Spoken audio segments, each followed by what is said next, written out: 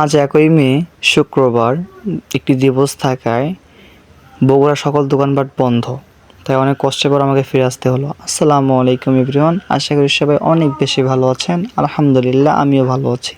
আমি দুলাল সলের পক্ষ থেকে আপনাদের স্বাগতম।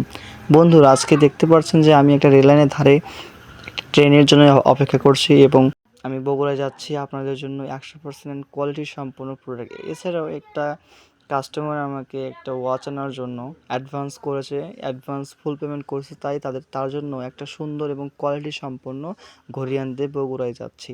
সো এছাড়াও আপনাদের জন্য অনেক কালেকশন আনতে চাচ্ছি, যা আপনাদের জন্য ব্যবহারযোগ্য এবং কমফোর্টেবল হবে ইনশাআল্লাহ। সো আমি অবশেষে বগুড়ায় আসলাম এবং বগুড়ায় এসে বগুড়ার মেইন মার্কেটে চলে যাচ্ছি এবং এই বগুড়ার রাস্তাঘাট অনেক ভালো লাগতেছে। শেষমেশ আমি দেখছি আজকে বগুড়ায় দিবস থাকায় বগুড়ার সকল দোকানপাট বন্ধ এবং রাস্তা পুরোই ফাঁকা রয়েছে, তাই জন্য আমাকে বগুড়া থেকে ফিরে আসতে হলো এবং অনেক মন খারাপ।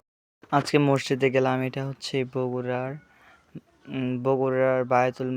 কেন্দ্রীয় মোকাররম মসজিদ, বগুড়ার মধ্যে সর্ববৃহৎ মসজিদটি। মসজিদে নামাজ পড়ে অনেক কিছু অভিজ্ঞতা লাভ হলো। এখানকার মানুষেরা অনেক ভালো আর কি, এবং মসজিদের ভিতরে অনেকজন টাকা তুলছে এবং সেখানে বগুড়ার এই মসজিদে মহিলারাও নামাজ পড়ে। সো আমার ট্রেন 4টার দিকে থাকা, আমি মসজিদটা একটু ভালো করে দেখলাম এবং মসজিদের বাইরে গার্ডেনটা এক কথায় অসাম লুক এবং তাৎপর্যপূর্ণ একটি স্থান।